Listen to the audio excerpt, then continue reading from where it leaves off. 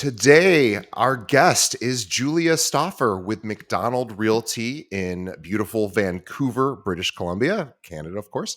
Let me tell you more about Julia. Now, Julia is an award winning agent with McDonald Realty in beautiful West Vancouver, British Columbia, Canada. She fell into the insurance industry at a young age, but she never felt quite right there. I bet a lot of people who jump into insurance early on probably don't. My dad, same thing, didn't feel quite right.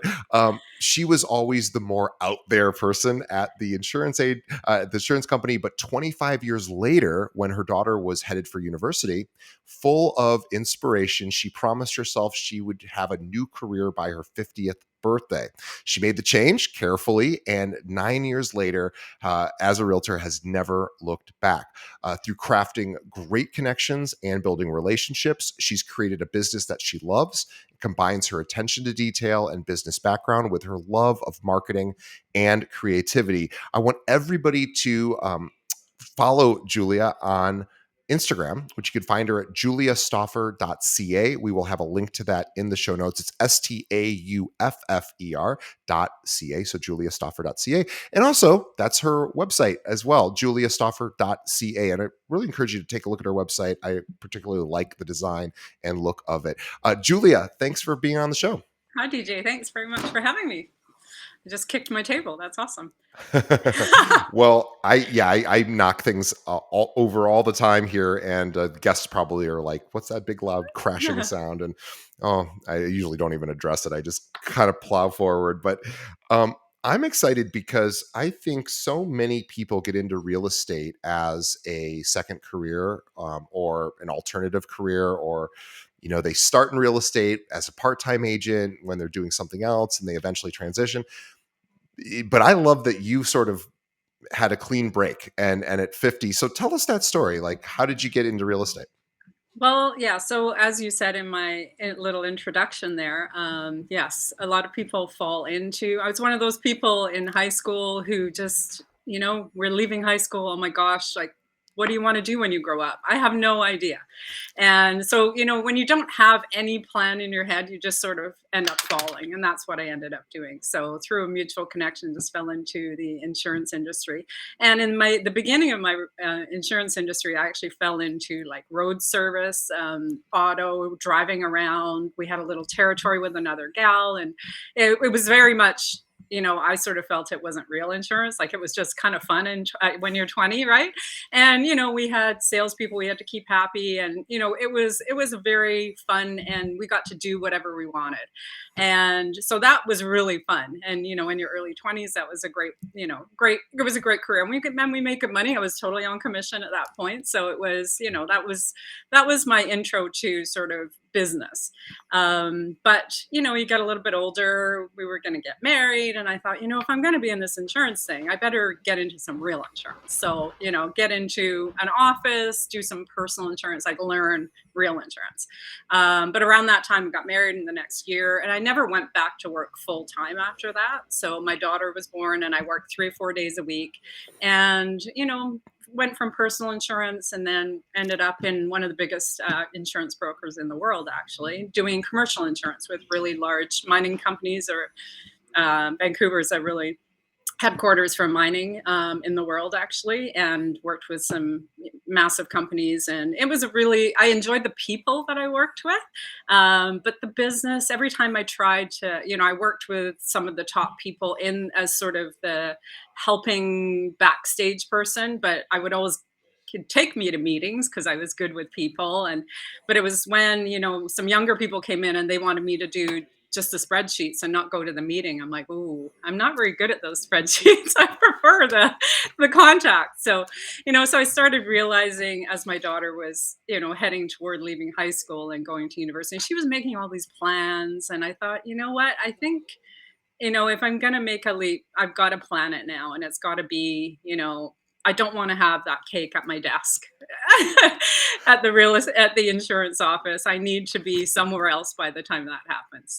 So that was the plan. And the question, real estate. I mean, obviously, everybody, especially in Vancouver, real estate is something that everyone's interested in. It's it's a fun industry, obviously, and so it was something that had always been in the back of my mind. I'd done sort of creative things. I actually took a broadcast journalism course when I was about 28.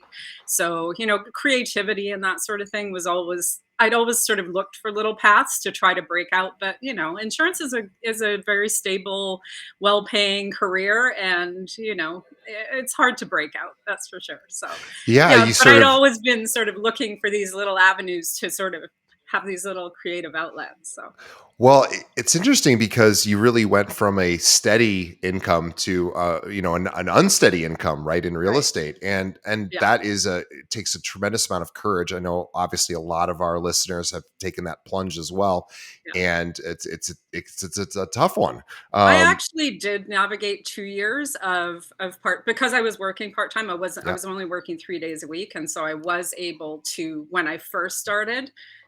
So I was showing up on the days I wasn't at work, at the office, and then sure, everyone was leaving the office, and I was coming into the office because it yeah. was 5 o'clock. And so I did navigate a couple of years of that, but it was, yeah. But I loved it. So people I worked with were saying, well, aren't you tired? Like, you're working here and then you're working there. I'm like, oh yeah, but you don't understand. That work doesn't feel like work, because you get to do it at your own pace. In the office, I always felt like I was in the office and I was getting paid by the hour. Like, it's the time you spend, Yeah. not, not working on something that you just work through it. And then you cut to the other side. There was something so satisfying about the process in real estate Well, let's talk that about was one of that. the main So, things. you got your license. You had been working, training, and how did you go about starting to shift? Um, the people in your life who hopefully would ultimately end up, using you or at least recommending you to people. How did you start to transition people to start seeing you as the commercial insurance, person over to real estate? Yeah, I mean, a lot of people that I worked with, always saw me as sort of the very sort of a little bit more out there. So when I started doing that, people were like, "Oh, that makes sense for you to do something like that." I mean, it just made sense. So a lot of people that I worked with were really happy for me and sort of supported me, not necessarily in transactions right away. I've got to say that transitioning at 50 is a difficult time to use your sphere because most people that it's not like in your They're 20s already where in their forever home. that's right. Yeah. They haven't bought. They're not buying their first condo. They're not. Everybody's sort of in a place where it's difficult. So your own sphere is very difficult. But a lot of support as far as joining me on social media, following me, all of those sorts of things. They were very very supportive in that way. I was very lucky that my brother was always in the branding space, so he was able to help me sort of get my nameplate together, get my website, not the one I have now, but my original website together, and really kind of gave me a really good look and feel that I was comfortable with. So I didn't have to struggle with that, which is, I know that's something that agents really struggle with in the beginning, like having a uniform look and an identity. So I was really lucky from that perspective that my brother sort of helped me have something clean to start with and I could run with that. So yeah, so and landing at the right brokerage, that is key, right? So I'd come from a insurance industry, very male dominated, and in BC, right before I decided to take the real estate course, it went from a 1 month do-it-yourself course to a very long process. Actually, like 9 months, I think, where you have to do all sorts of steps, and it changed right before I decided to do it, which was quite interesting. But yeah, so then you get to the other side, and now what? Where am I going to go? So I've got this list of all the brokerages that I'm going to have to visit to figure out where I'm going to land, because that's so important, right? Yeah, and a lot of agents really, probably to their detriment, just go with the first brokerage that they talk to. You right? Because it can be very exciting. I just passed my exam. I want to, Yeah, get into it, and then they find out, 6 months down the road, ooh, there's other other opportunities. So, Well, it's um, funny you should say that actually, because I was drawn to McDonald Realty for some reason. There was a video, and the director of our agent development, who's been with McDonald Realty for over 25 years. Mark will correct me if I'm wrong on that.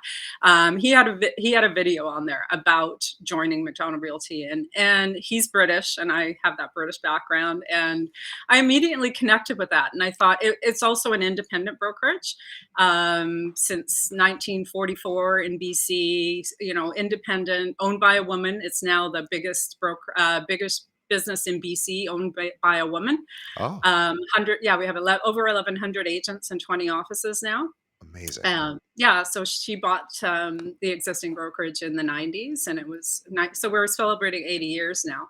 And so I thought, oh, I like the feel of that. And so I called and got an appointment with Pat Place, who is the managing broker in the West Van office. And I sat down with her, and we laughed our heads off for an hour and chatted. And that was it. I had Wow. another one booked that afternoon, and I canceled it. Actually, Well, no, I did go, but it didn't go well.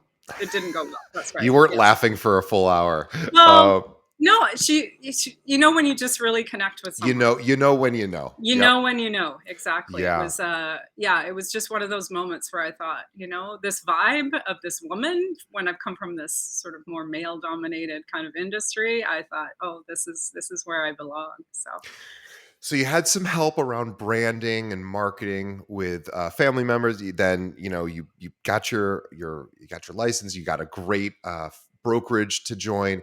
And then how did you go about building your business? What was it like? How was it going out and finding clients? Do you have any? Do you remember those days 9 years ago? And how did you start prospecting? mainly it was through connections with referrals, and that continues to be a very big part of my business for sure. Um, you know, it's that first person that connects you with one person that connects you with the next one. We also have a lot of connections. I met some people that had connections in the mortgage industry, so I had some referrals through that. And just one thing led to another in that way.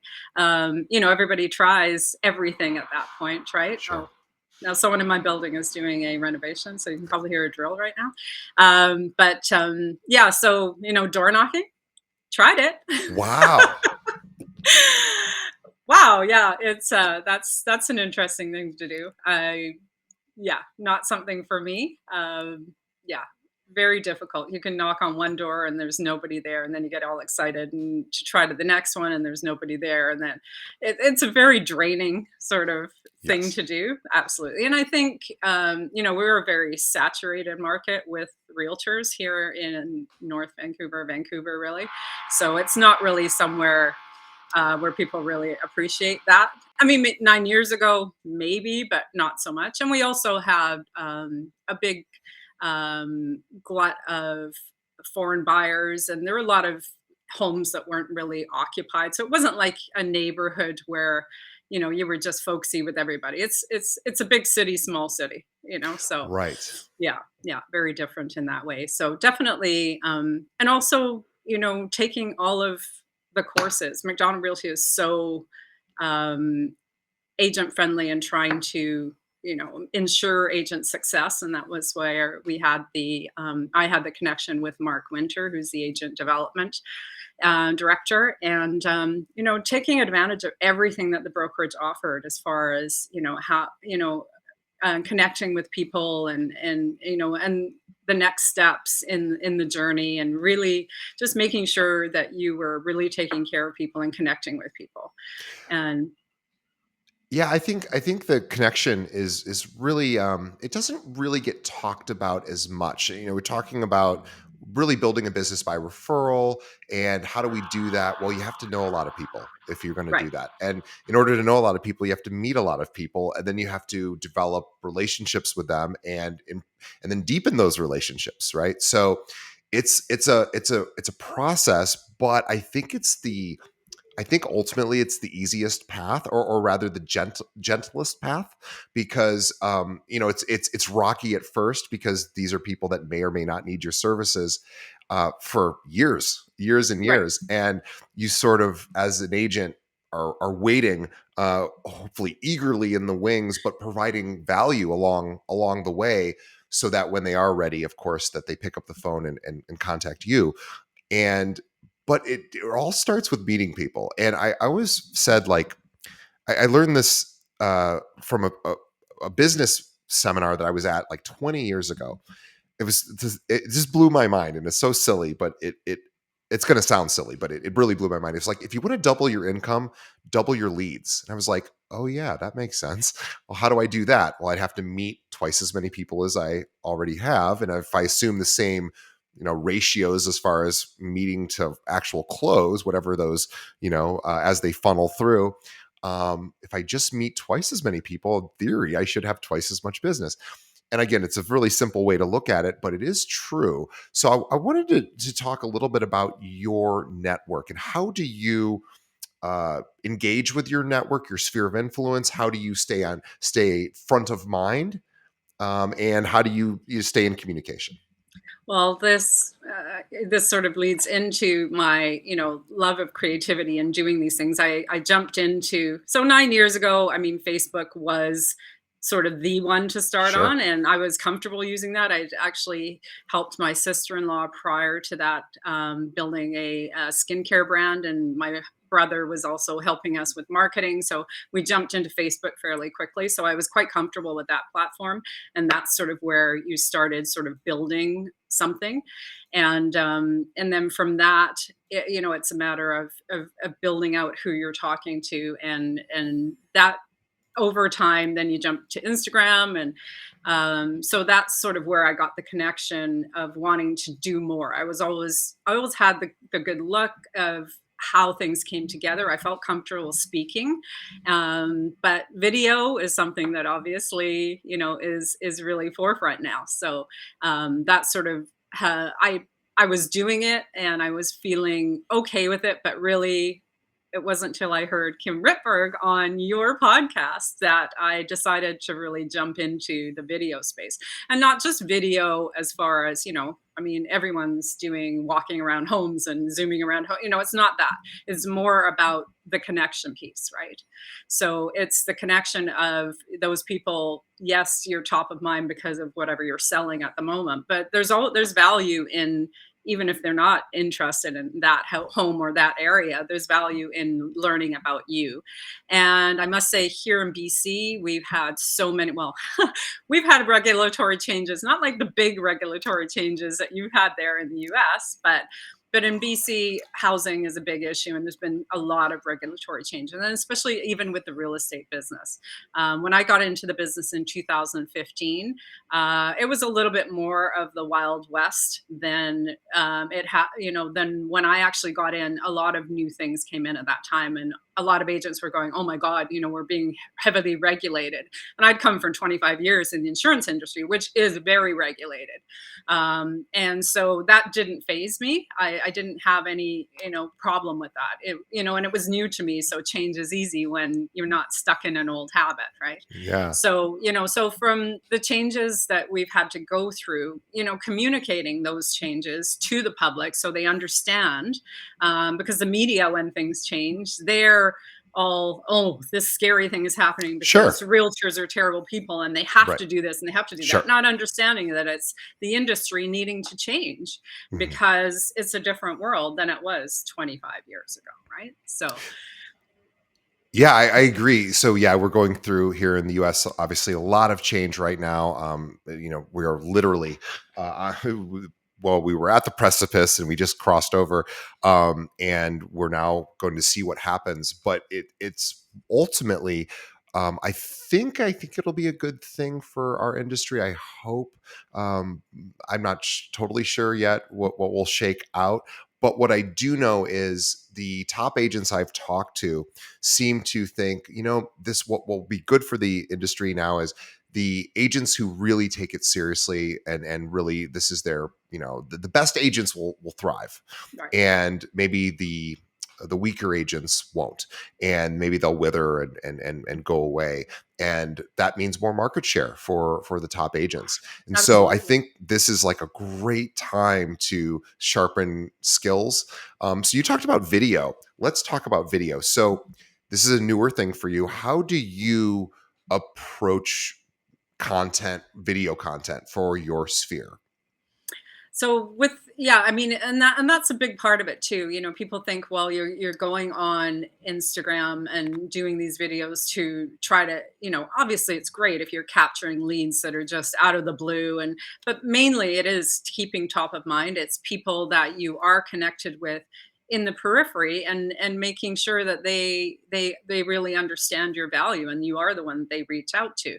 So it's you know, really a combination of the personal and the educational piece, and then of course your neighborhood and your, you know, where you work.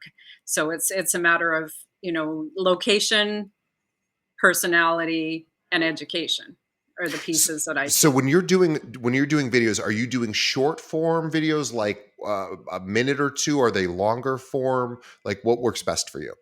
They're usually, yeah, usually in, you know, no more than 3 minutes or so. You know, there are, you know, obviously when you're, you know, if you have a listing and you're doing something a little bit longer, there's sometimes that falls into it, but most of it is shorter. YouTube as a channel, I haven't really put enough content there, and that's part of what you're learning is, you know, to figure out where your audience is, so where is best for you to put your content. I think LinkedIn can be very valuable if you have a lot of business connections. I think, you know, that's somewhere where you can really establish your credibility.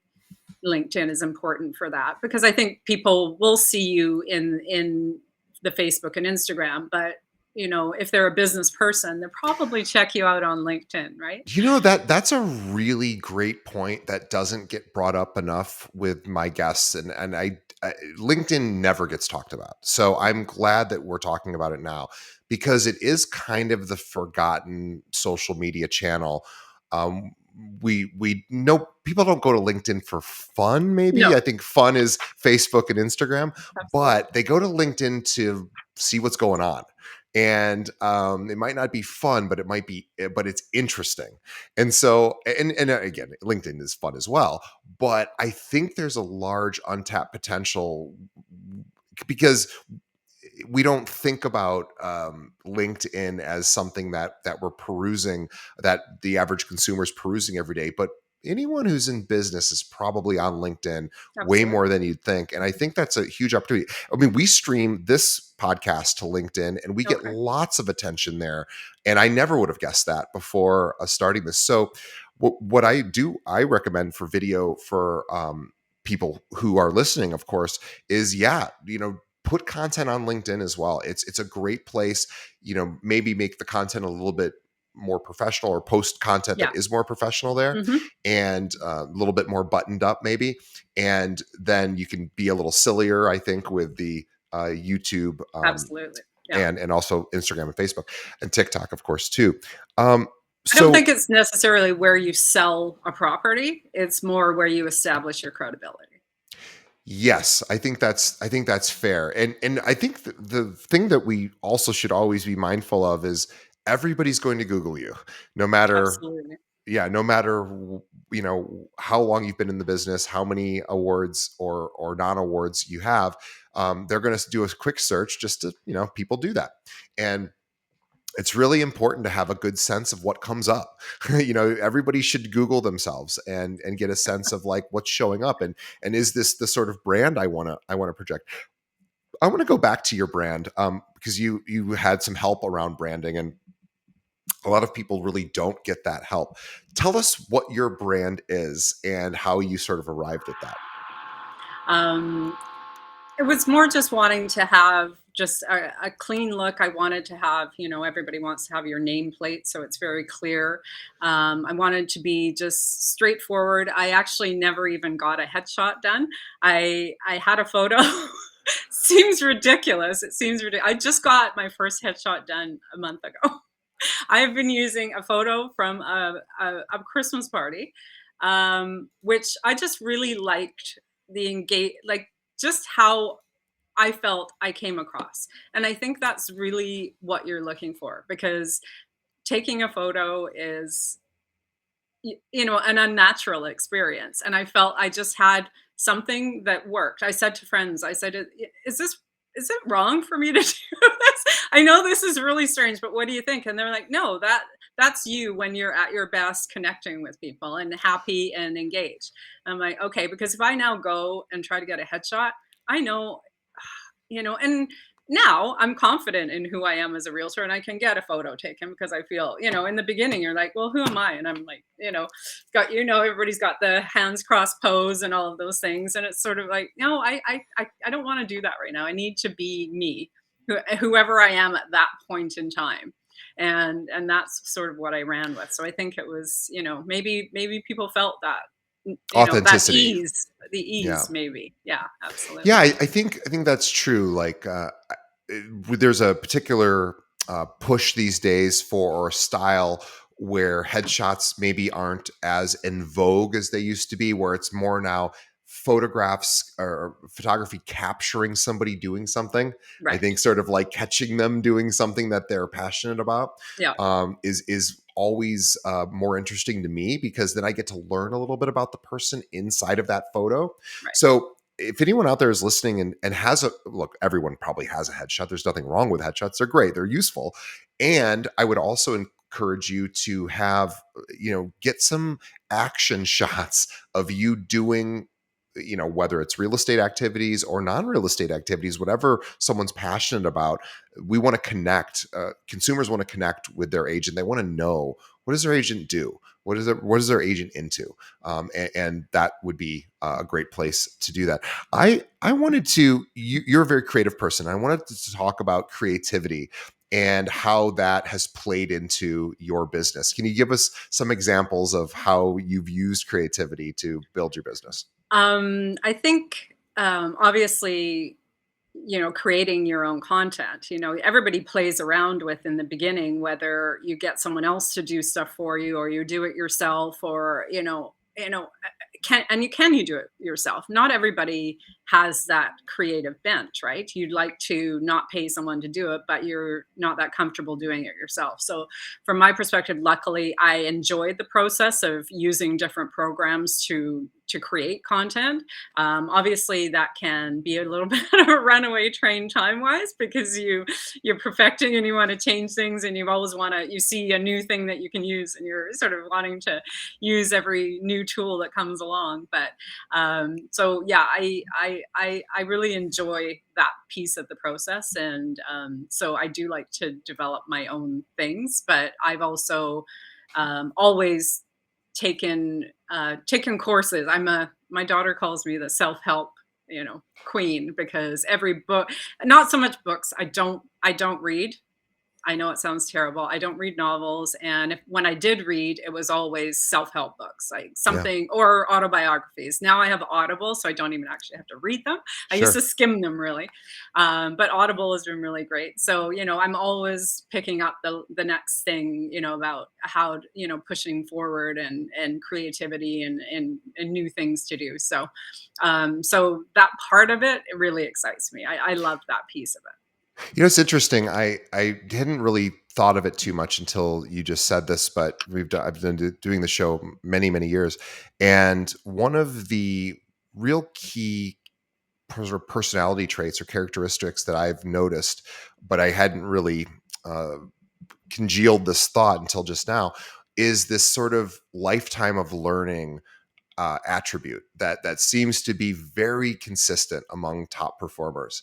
There's this willingness and excitement to sort of learn something new and immerse. You talked about when you first got into your brokerage at McDonald, doing all of their training.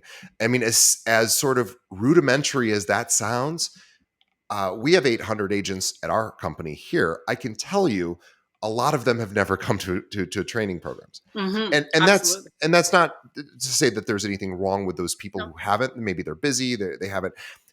But as a result of not going through and continually learning, their business is only going to grow at a certain percentage. And so it's funny when I first got into this business. I asked a realtor in my hometown who was one of the top realtors there, and I didn't know anything about real estate. I said, his name was Brian. I said, Brian, why are you like the number 7 highest producing agent in Peoria, Illinois, of all places? And he goes, he looked at me and he goes, I cannot tell you other than I'm usually the first one here in the morning. And he's like, I don't come at 6 a.m. He's like, I get here at 8 a.m. He goes, and I leave at like 6 p.m., pretty normal day. I answer my phone, I make my calls. Like he was just like, you just do the thing. Yeah. And I go, well, yeah, there's more to it than that. And he goes, well, yeah, but not really. He's like, it's really mostly that. Yeah, I He's mean, you just have to be showing up all the time, and not I don't mean on Instagram and Facebook, I right. mean in life, right? And I'd come from going to an office every day. Yep. So, I told myself actually that I was gonna start going to the gym at 7 in the morning because I wanted to make sure I kept up that routine of getting Yep. up early and being up and dressed and ready to roll at 9 o'clock. Yeah. And that's changed a little bit because real estate kind of slipped into maybe 9:30, but basically, I don't. I'm ready to roll. If somebody called, I'd be ready anytime to go somewhere at 9 o'clock. That's Yeah. kind of how I am. Like, yeah, I'm not in my jammies until 11 o'clock, even though I could be working because I don't have anywhere to go. But what if? What if Yeah. someone calls and I need to go? I got to be ready. Well, So, getting in physical shape, this has been a huge thing for me, a huge hurdle for me to get over. I really was not an exercise person up until about those. Now I'm 4 years in.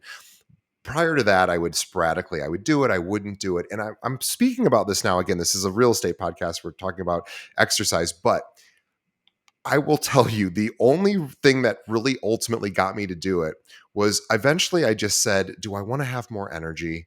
Do I want to have more energy to do certain things in my life or stay up a little later to be able to do other things, spend time with my partner or explore hobbies or work on my business? um, I am going to need to have more energy than I currently have. And the only way I knew to get more energy was to work out. And I thought, well, that's a bummer. And that means I have to, really, I have to uh, go.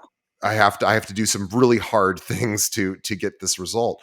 But it worked out quite well. And so now I have a routine as well. And I would really encourage everyone on the show. Again, I'm not here to tell you to how to exercise or what to do, but if you are struggling with having the energy to do enough stuff, exercise will really help you out. And if nothing else, it'll help alleviate some stress and pressure along the way too. So I still have stress and pressure, Oh still yeah, have problems. yeah. My life is in no way perfect, but And when you I, say work out, you don't actually, it's just a matter of, at a certain time to step out the door yep, with those shoes on and you're doing it. that's exactly And right. sometimes I don't get to the gym and I just go for a walk, but I tell myself even if I just walk down the block and back, you clear your head a little bit. I have had we have a beautiful seawall just down from where I am, and I start walking on that seawall, and the whole way to the next little village, I am wrapped up in my head with all the things that are swirling. But usually by the time I'm sort of halfway back, I realize that things have started to fall off a little bit and Yeah. that you're actually a little bit clearer.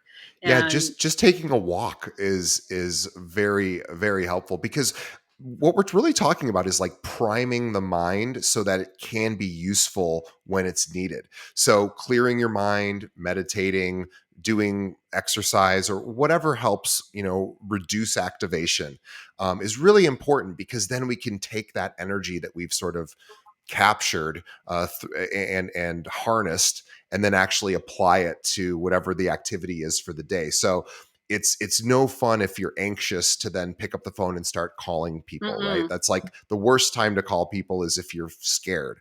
So you want to get to a place where you're not scared. So you want to get rid of that fear, and it's not just ignore it. It's like, well, okay, let's get it out. Whatever the fear is, let's process it and let's get you back to center.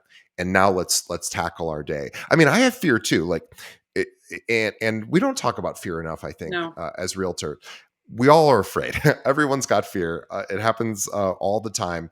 And the question isn't how do I avoid fear. The question is how do I cope with it. So I always think for me, if something is scary and healthy for me, then it's probably a good idea.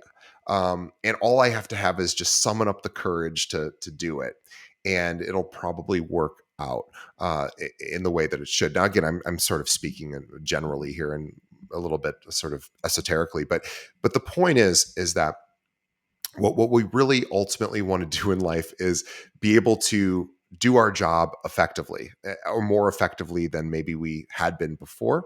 And that requires really priming oneself, like getting oneself in alignment so that you do have the energy to do the things you want. So, okay, if I want to have the energy to make a certain amount of calls, which would it net me a certain amount of income, I need to go to bed at a certain time. I need to exercise a certain amount per week. I need to eat a certain way. And it doesn't have to be perfect, but it's got to be, pretty dialed in. And I have to then also look, okay, well, what other parts of my life am I neglecting? Because I want to make sure all of my life is doing well. So I always say, start at the beginning of whatever the like, for example, when I started realizing that if I just got an extra hour of sleep at night, my whole day changed. Like, as a not, I had more energy. I was like, oh, that's cool to know. So now, I mean, I don't always get enough sleep. The last night I didn't, but my I know that if I get an extra hour of sleep, I'm probably going to be able to work longer the following day. And so this cause and effect thing, I know it's kind of seems simple, but I think often can be the elusive obvious. Is like we look for, like, where's the next lead? It's like, okay, did you sleep enough last night? Because if you're out looking for leads, I want you fully rested. Because if you're going up to somebody and you're not at your best, that's not going to project well when you talk to them, when you communicate with them. We want you at your best. So we need to take care of ourselves and do things for us so that we can. Anyway, I'm going off on a bit of a No, I mean, tangent, I but agree with you, and it doesn't have to be a workout. We talked about the fact that we're both tennis fans, yep. so and for me, I play tennis 3 or 4 times a week, and I play doubles. So if you don't show up, you're letting down 3 people. So you show up. And it's structured because we have to book a court and you're showing up. And that is structure. And when I have gone away or in the summer, like right now, a few of our people in our normal groups aren't around and we're not playing as much. And I feel it. I feel this sort of laziness that creeps in. I love that structure. Like we're trying to find a fourth person for 7:30 a.m. tomorrow morning. We always play on Friday mornings, and we're Ha- trying to find someone, and we can't find anyone. And have I'm like, have I need you it. I have need you it. found clientele through the passion of tennis? Has that ever happened? It has, yes, it has. I must also say the tennis club that I belong to, there's a lot of realtors that belong to that tennis club. So there's a lot of people top of mind there.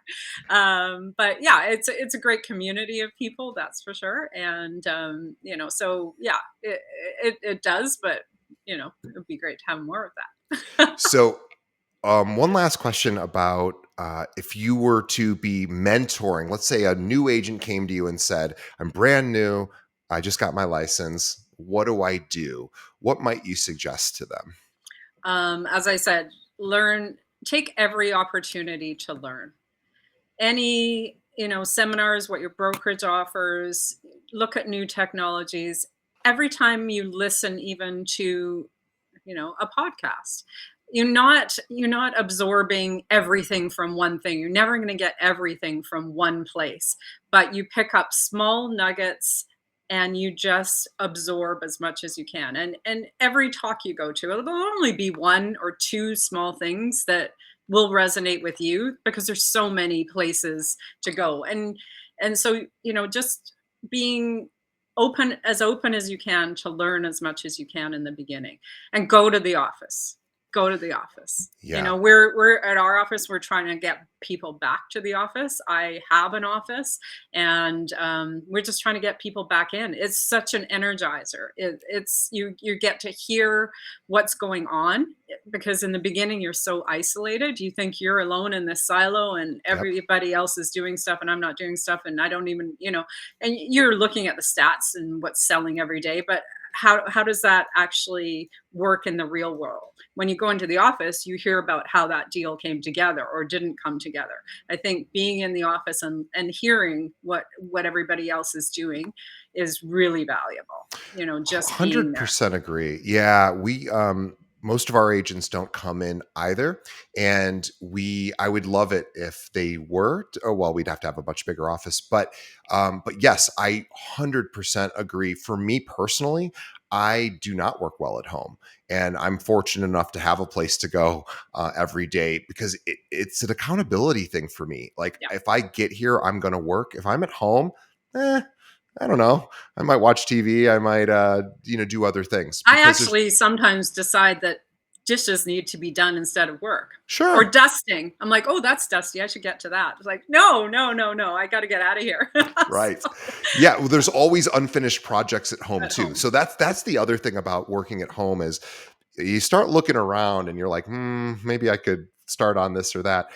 So yeah, I'm a big fan of get out, clear your mind, maybe go to an office if you have one, or go somewhere that's your dedicated workspace Yeah. and just get to work. And the good news about this industry is, well, number one, everyone's got to live somewhere, so they're going to most likely need a realtor. And really, the way that I've seen successful agents over the years build their business is really by demonstrating compassion and care, like and competency, of course. So it's like learn your market, learn how to satisfy the needs of your clients, and demonstrate that you care about them in as much in many different ways as you can. And I think as a real estate agent, we're really lucky because clients will come to us with all sorts of questions, and they need help or they need referrals or they need guidance, and that's where we can be really a value in between the sales. And so that hopefully they would think about us on that next sale. Does that happen for you a lot where you're trying to stay in communication with your clients in between sales? Absolutely. I mean, that's the main thing to do when, you've I mean, we all have those periods where we had, a bunch of listings and when those are all on your mind and you're just so wrapped up and then you have that elation because things have finally wrapped up and then, oh, now what? That's interesting. Summer's come along, and of course, I'm sure everywhere this year has been particularly tough. I know here in Canada, the real estate market's been very difficult. So, at any point where you have sort of that small, you have to be doing it all the time, but that's a really great place to just put focus because you need to feel like you have focus all the time Yeah. of on something. If it's if it's your listings or your buyers, that's great when you have that, but when you have those small moments, you need to fill that with stuff that keeps you energized. Mhm. And I find for me the creative part of the Instagram and those things is part of that. It gives me that creative outlet where I feel like I'm still connecting with people, and of course on the personal level as well. So it's a matter of keeping yourself energized. That's your job.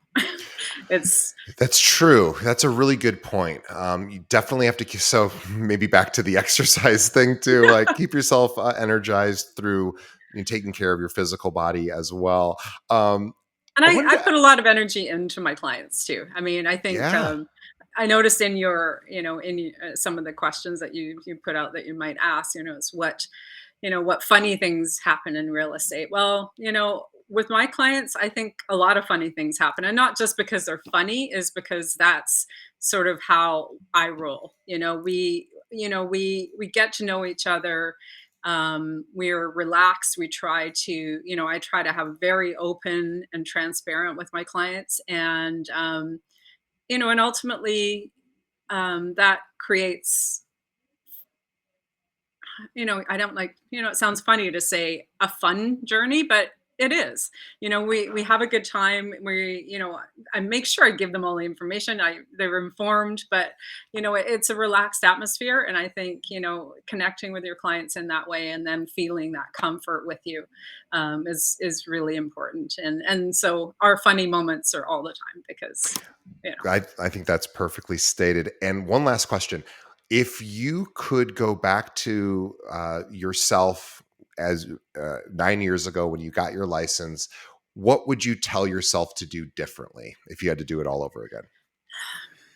Um, I think whatever, well, I don't know. I I feel like I learned so much. I don't know what I would do differently. I don't know if I would really do much differently. I just had to I felt like I I did the journey how I needed it to be. I Yeah. remember sitting in the office the first time I sat down and I met a woman and I said, "Oh, how long have you been?" She said, 5 years." I basically now feel like I know what I'm doing. I went, "Oh my God, okay, 5 years. That's a long time." But I remember feeling around that 5 year mark, going, "Oh my God, I think I know what she's talking about." I think it all just settled in, and so from that perspective, my journey for me, I think was okay. I think at that point, focusing a little bit too much on print advertising, because that was when a big switch was happening, and thinking that you've got to have your face in papers and magazines and all that stuff. But at that time, that was old thinking. And that transition was happening, so I probably spent some money I shouldn't have spent. That will be one thing, and controlling your costs is important, so you don't have the stress. Yes. That's important. Controlling your costs. That's a great piece of advice for new Yeah. agents. That is a great piece of advice.